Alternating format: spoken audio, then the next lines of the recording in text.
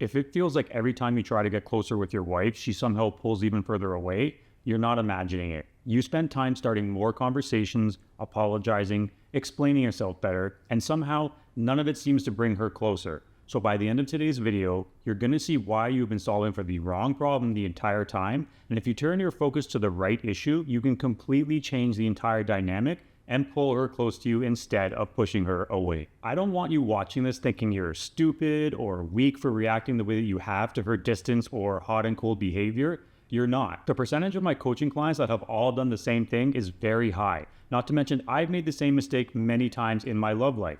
You are human. If someone you love starts to suddenly become emotionally distant, your brain immediately treats that distance with panic, and it's like an all hands on deck emergency. Every time you notice one of those moments of her feeling colder or more distant, it feels like the relationship is slipping through your fingers. So what does your nervous system tell you to do? Close the gap, talk and fix it, almost force that reconnection and create another opportunity by trying to get her to sit down with you. Honestly, our brain goes to anything because doing nothing feels terrifying. It's almost like watching someone close to you drift off into the ocean and they need help. Every instinct tells you to go in and swim after them. You don't stand on the shore thinking like, maybe I should wait and see what happens. No, your instinct is to jump in and try and save them as fast as possible. That's exactly what most men emotionally do in their marriage. However, relationships don't work like drowning victims. When she feels emotionally overwhelmed inside the relationship, swimming harder toward her doesn't necessarily make her feel safer. Most of the time, it would actually be comparable to swimming up beside her thinking you're rescuing her, but you're just splashing water in her face and she's already gasping for air and trying to breathe and tread water. That's why so many men end up trapped in this exhausting cycle. She pulls away, so he reaches. She pulls away a little more, so he reaches harder. Eventually, every interaction becomes another attempt to close that distance, and without realizing it, the relationship slowly stops feeling like a relationship and starts feeling more like a rescue mission. That's a heavy place for both people to live in. And there's no issue with having the desire to feel close to your wife. Of course you want that closeness. There's nothing wrong with that. That is healthy. The problem is believing that closeness is something you can manufacture through enough effort. And that's where almost everything begins to go belly up. One of the biggest mindset shifts that I ever had was realizing there are certain things in life you simply cannot force into existence. Think about trust for a second. Can someone decide to trust you because you ask them to? No. Maybe I will show my older millennial age here, but there is nothing more annoying to me than someone saying, yo, trust me, bro. Like, why? Why the hell would I trust you, especially if you just say it like that? Can someone respect you because you explained why they should? No. Can someone feel emotionally safe because you desperately need them to feel emotionally safe? Of course not. None of those things are negotiated into existence. They are experienced. They are felt. They emerge over time. Contrary to popular belief, the belief that gets all of us men in trouble when we're facing this situation, closeness is not created by forcing or manufacturing the reduction of distance. Closeness is created when distance no longer feels necessary on her end. That's a completely different way of looking at it. Think of meeting someone new, the first time you meet them.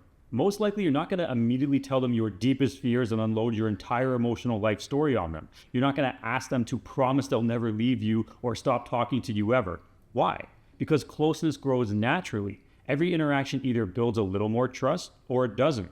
You don't force intimacy. You have to create the conditions where intimacy feels safe enough to grow, and marriage is no different. When your wife starts pulling away emotionally, unfortunately, we've been conditioned by society and our own panic to unknowingly reverse that process. Instead of rebuilding the conditions, we try to take the express train right to the outcome. I know what it feels like. You want the hugs and affection back. You want the conversations and connection back that don't lead to NASCAR track circular arguments. We don't realize those things are the consequences, not the starting points. The less natural the connection begins to feel for her when you're trying to manufacture every piece of it back into existence, she's going to start sensing that every conversation has that end goal you're trying to get to as fast as possible. That fear of losing her has a way of turning even your good intentions into emotional pressure. When that happens, closeness doesn't feel like a natural want to her, which brings us to the real issue. What is the real problem if distance isn't it? The real issue is trying to fight the smoke instead of fighting the fire. Imagine waking up in the middle of the night and you go downstairs and your house is filled with smoke. Obviously, I would hope you get out and call the fire department, but let's say they don't exist. You will panic and you'll throw open every window, grab towels, and start waving the smoke toward the door and turn on every fan you can to try and get that smoke out of the house. You are working incredibly hard, but more smoke keeps coming and coming. You're not actually dealing with the ultimate source, the fire. Dealing with your wife pulling away and creating that emotional distance, that lack of affection, the separate bedrooms, those are all the smoke. I know, especially at the beginning when you panic, most men become completely consumed trying to remove those symptoms, thinking, how do I get her to talk again? How do I make her get affectionate again? Those questions are all aimed at the smoke when the fire looks very, very different. Her feeling years of emotional pressure, walking on eggshells, feeling unheard, losing admiration, and losing that emotional safety, that is what has to change. Think about it like this. If you convinced her somehow to spend more time with you tomorrow, would her emotional experience actually be different? Or would she simply be spending more time inside that same emotional dynamic that's been exhausting her? That's an uncomfortable question, but it's also why getting her physically closer rarely fixes that emotional distance. It is actually just going to fire up the spotlight and put it right back onto the problem. She comes closer to you, but her underlying emotional experience doesn't change. Understanding that changes what you focus on completely. You can start asking the question of what made closeness so difficult for her in the first place. And that generally lies in the complacency that's taken place over time during the relationship, and kind of that day-to-day emotional experience of living with you it's all going to aggregate to her feeling less heard and less emotionally safe. That is why when you start to try and fix things, a lot of men run into the question from her of like, why now? Why is it now that you're wanting to make things right? And it's both a fair and unfair question to ask because you have the right intentions. So how do you really answer that? It isn't that you were ignoring what helped maintain spark and connection all those years. Most likely, you just didn't know what you didn't know. So it can feel unfair to you if she is right. And on her end, it can feel fair because it's been so long in this repeated experience in the relationship for her. But ultimately, that is her emotion speaking. And if you have the right intentions and the right understanding of what you have to do to get that connection to start forming again, that question becomes moot.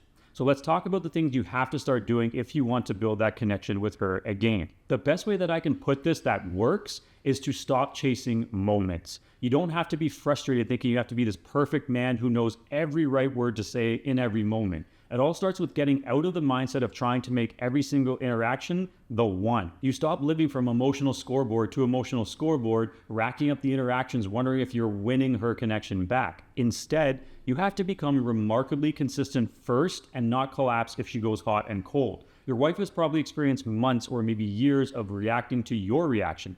She carries emotional responsibility for you that was never supposed to belong to her. When you begin leading yourself again, she will slowly realize that she's no longer responsible for that. That doesn't guarantee reconciliation.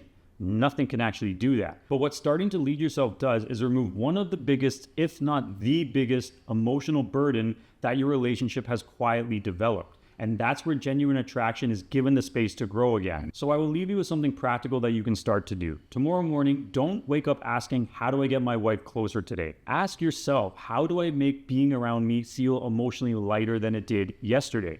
You hear people say you have to get 1% better every day. That is exactly how to look at it, and that should be the mission you need to be on. Instead of trying to get in another conversation to sway her, or even avoiding conversations because you don't want to say the wrong thing and make things worse, just focus on naturally creating calmer conversations. Instead of trying to get reassurance, become more naturally reassuring. Instead of trying to earn another chance, you can put your focus on becoming the guy that builds up your leadership, and that chance will naturally find its way to you. You can't force her to move towards you, but you can definitely be someone who no longer makes closeness feel like it's taxing to her. That's where your attention belongs as a starting point, because you have to ask yourself, has what you've been doing up until this point worked? If it hasn't, maybe the problem isn't your effort, and maybe it's the direction of your effort. I know for me, all the things you probably are doing or tried did not work and left me asking the same questions over and over. So if you've been feeling like every attempt to reconnect only pushes her further away, I hope this video gave you a stepping stone to looking at things a different way. The problem you're facing is believing emotional closeness can be created simply by reducing emotional distance.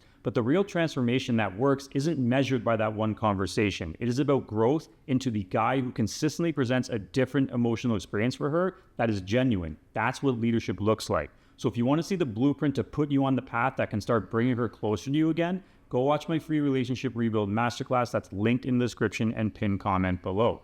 If you watch that free masterclass and it resonates with you, at the end of it, you will have a chance to apply to work with me directly, where we will strategize your specific situation and time collapse your transformation by making sure you're focusing on the right things to become the leader that will spark that reconnection with her again. That link for that masterclass is in the pinned comment and description below, as I mentioned. And if you're trying to save your marriage and it really feels like nothing is working, also check out this next video right here.